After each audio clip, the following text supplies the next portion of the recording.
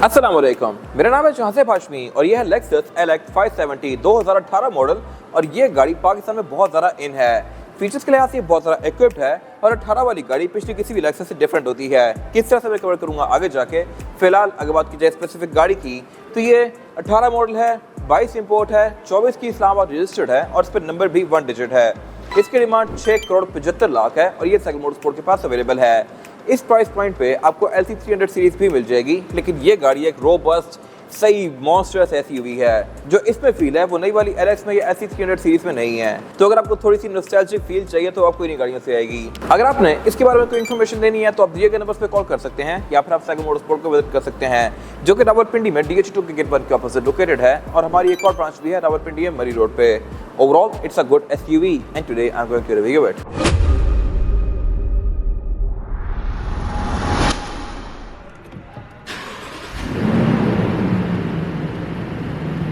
Let's start with the exterior of this car। इस गाड़ी के बारे में एक इंटरेस्टिंग फैक्ट ये है कि 2009-10 में जो LX 570 आती थी वो भी यही गाड़ी थी।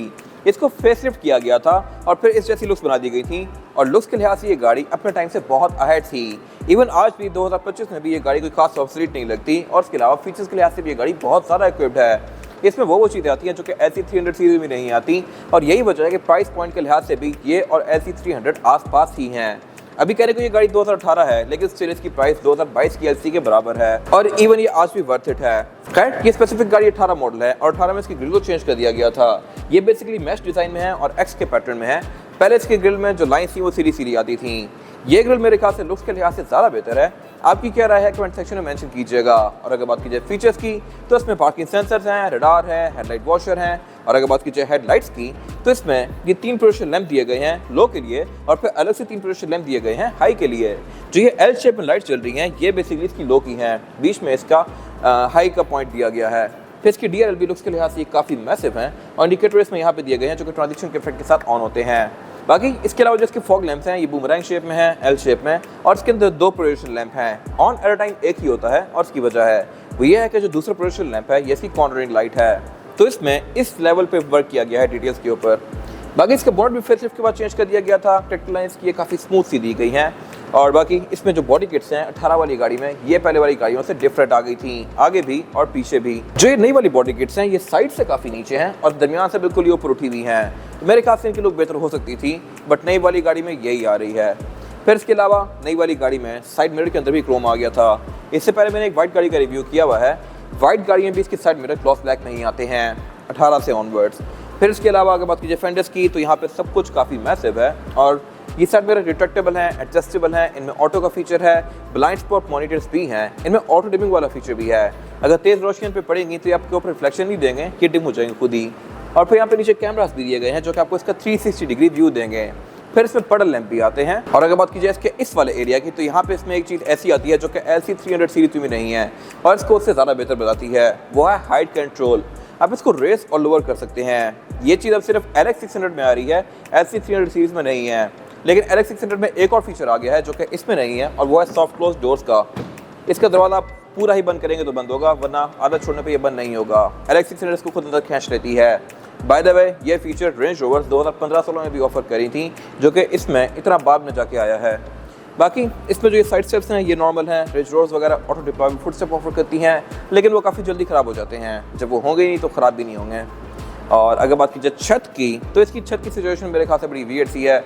इसमें सनरूफ आ रही थी इस एरा में भी और इवन 2025 में भी ये गाड़ी सनरूफ ही ऑफर करी है, जबकि रेंज रोवर वगैरह 2014-15 में भी पैनोरामिक रूफ दे रही थी। तो मेरे ख्याल से टोयोटा यहाँ पे गाड़ियों को बेहतर कर सकता है, बट इनकी ऐसे भी बिक रही हैं तो ये बेची जा रहे हैं। और अगर बात की जाए इस वाले एंड की तो फ्यूल डोर इसका राइट पे आता है। बैक पे इसमें जो क्वार्टर ग्लास दिए गए हैं ये अच्छे खासे मैसिव हैं पूरी गाड़ी की तरह और इसमें ये क्रोम की फ्रिल्स आती हैं जो कि इस तरह ऊपर तक कंटिन्यू करती हैं। और अगर बात की जाए एंट्री और एग्जिट की तो ये इस गाड़ी में ठीक है, आप इसमें चढ़ के बैठ सकते हैं। ग्रैब हैंडल्स वगैरह यहाँ प्रॉपर दिए गए हैं, लेकिन अगर कोई एजेड बंदा हो तो उसके लिए इसमें चढ़ना मुश्किल होगा। अब उनके लिए भी यहाँ पे एक फीचर दिया गया है और वो है एक्सेसिबल हाइट का। इसमें बेसिकली ड्राइवर की राइट साइड पे एक बंदा दिया हुआ है जो कि थोड़ा सा झुका हुआ है। अब गाड़ी चलाते हुए अगर वो बटन दबा देंगे तो जैसे ही गाड़ी को आप रोक के गाड़ी को बंद करेंगे और दरवाज़ा खोलेंगे तो ये गाड़ी खुद ही नीचे हो जाएगी। एक्सेसिबल हाइट बेसिकली, तो आप आराम से इसमें बैठ सकते हैं, निकल सकते हैं। और जैसे आप इस गाड़ी को दोबारा स्टार्ट करके चलाना शुरू करेंगे तो ये अपनी हाइट को गेन भी कर लेगी। ये चीज़ एक अच्छा फीचर है और लैंड क्रूजर में नहीं आता, ना ही 300 सीरीज़ में ना ही 200 में। ये सिर्फ लेक्सस ऑफर करती है।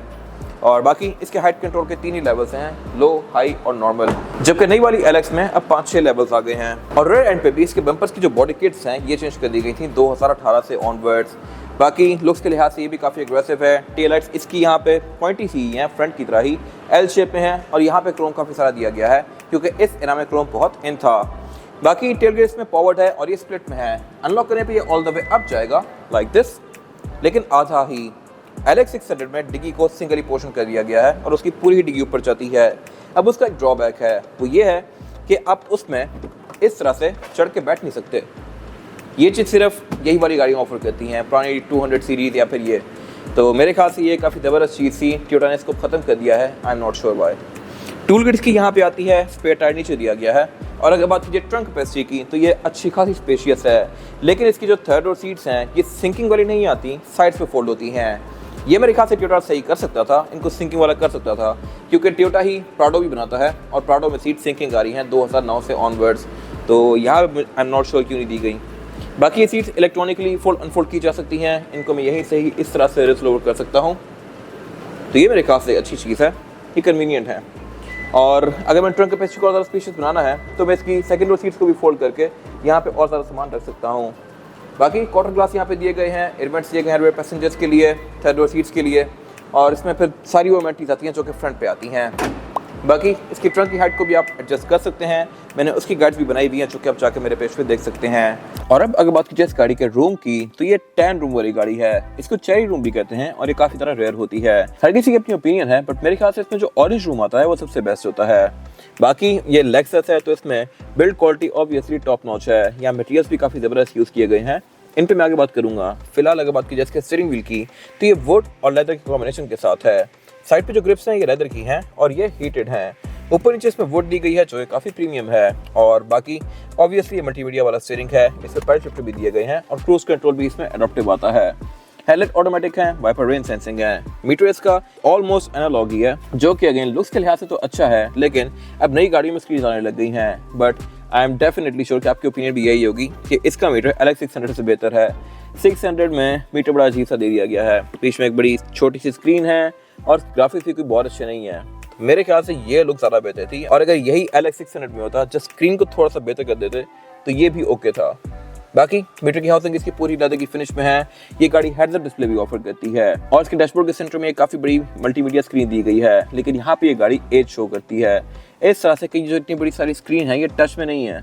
इसके यूज़ करने के लिए नीचे यहाँ पे एक ये ट्रैक पैड है जिससे आप बड़ा मुश्किल से डिफरेंट मेन्यूज़ के बीच नेविगेट करेंगे और इसको यूज़ करेंगे।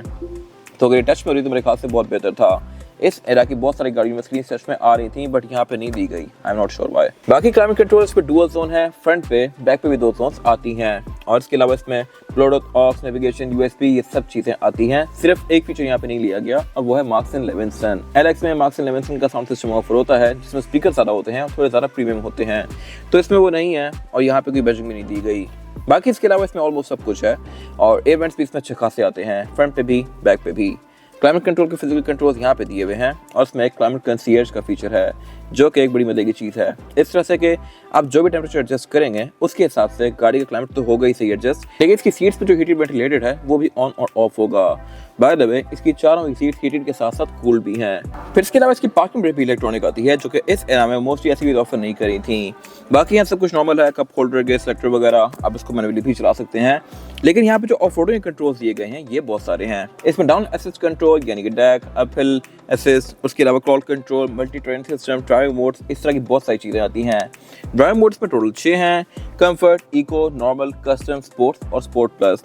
फिर इसके अलावा साथ इसके हाइट कंट्रोल की कंट्रोल्स दिए गए हैं, आप इसको रेस और लोअर कर सकते हैं 3 अलग अलग लेवल्स में, लो, हाई और नॉर्मल। और इसके अलावा पीछे फिर इसका ये कूल बॉक्स दिया गया है।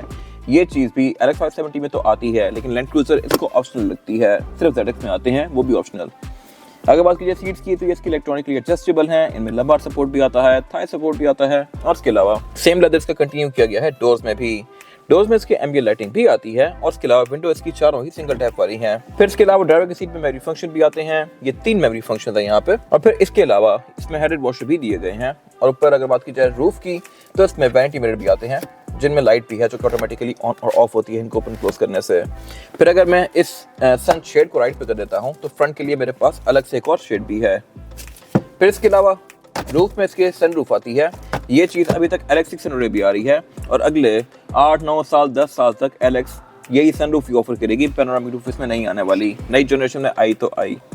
फिर इसके अलावा इसकी जो केबिन लाइट्स हैं ये टच से ऑन होती हैं। ये एक यूनिक चीज़ है, लैंड क्रूजर में ये नहीं आती। 300 सीरीज में सिर्फ आगे आती है, पीछे नहीं आती। रियरव्यू मिरर इसका ऑटोमेटिक वाला है। और अब अगर बात की जाए इसमें ड्राइव पैसेंजर्स के लिए सीटिंग कैपेसिटी की तो ये बहुत ज़्यादा स्पेशियस है।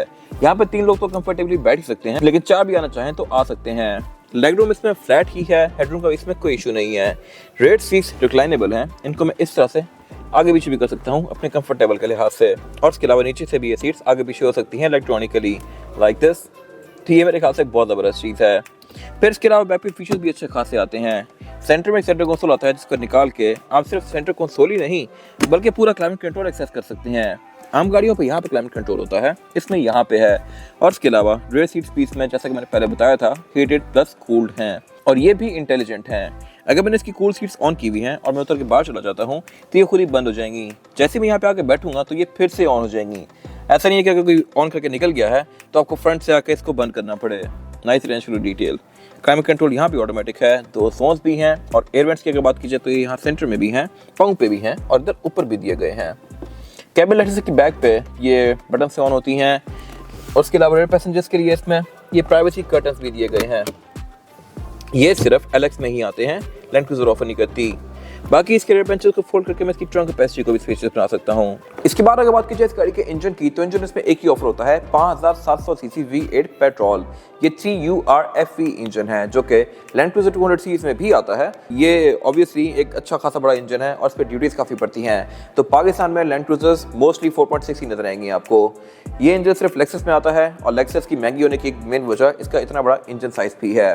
ये इंजन 382 हॉर्स पावर प्रोड्यूस करता है जो कि सफिशिएंट है बॉडी साइज के लिहाज से, लेकिन LX600 छोटा इंजन होते हुए भी ज़्यादा पावर प्रोड्यूस करती है। वो गाड़ी 400 प्लस हॉर्स पावर पे है, बट ये भी आपको कहीं भी अंडर पावर फील नहीं होगा। एक्सेलरेशन में नई वाली लेक्सस निकल जाती है, लेकिन ओवरऑल पावर के लिहाज से इसकी फील ज़्यादा बेहतर है। अगर बात की जाए इस गाड़ी की ड्राइव की तो ड्राइव के लिहाज से ये गाड़ी आपको थोड़ी भारी भारी फील होती है और इसके अलावा कॉर्नर्स पे भी या ब्रेकिंग पे भी आपको इससे एक सही भारी वाली फीलिंग आएगी, जबकि LX600 या LC300 आपको काफ़ी लाइट फील होती हैं जैसा कि आपको सेडान चला रहे हों। बाकी फ्यूल कंजप्शन की बात की जाए तो ये गाड़ी आपको रश में 3 से 4 की एवरेज देगी। लॉन्ग पे गाड़ी 5 से 6 भी जा सकती है depending upon driving pattern. Speed limit इसकी 200 किलोमीटर पर आवर है, 200 पे जाके ये गाड़ी लॉक हो जाती है। ट्रांसमिशन इसमें ऑटोमेटिक ऑफर होती है और इसके अलावा इसका इंजन भी काफ़ी टाइटली पैक्ड है। प्रॉपर यहाँ पे इंस्टॉलेशंस दी गई हैं। फिर इसमें ABS, traction control, drive modes ये सब आते हैं और ये है भी ऑल टाइम 4x4। और बाकी इसके अलावा बोनट के अंदर प्रॉपर इंस्टॉलेशन है, बोनट हाइड्रोलिक से बन होता है। इसके बाद अगर बात की जाए टायर साइज की, और टायर साइज जो आता है LX में ये है 275, 50 और 21 इंचेस का रेम इसमें आ रहा है और ये मल्टी स्पोक है, ग्लॉस ब्लैक और एल्यूमिनियम की फिनिश के साथ। टायर इसमें योकोहामा का जियोलैंडर लगा हुआ है जो कि एक अच्छा टायर है। वैसे इसमें डनलॉप ग्रैंड ट्रैक आता है कंपनी से। इसमें ऑल डिस्प्ले दी गई है। इसके अलावा इसमें हेड कंट्रोल आता है तो आप इसको रेस ऑल ओवर भी कर सकते हैं और इसकी राइड भी काफी स्मूथ है। ये था आज का रिव्यू। अगर आपको ये रिव्यू पसंद आया है तो इस रिव्यू को लाइक कीजिए, मेरे चैनल को सब्सक्राइब कीजिए और अगर आपके पास इस कार से रिलेटेड कोई भी राय है तो उसको कमेंट सेक्शन में शेयर जरूर कीजिएगा ताकि वो लोग जो ये गाड़ी लेने वाले हैं वो आपकी राय से फायदा उठा सकें। अपना ख्याल रखिएगा। Thank you.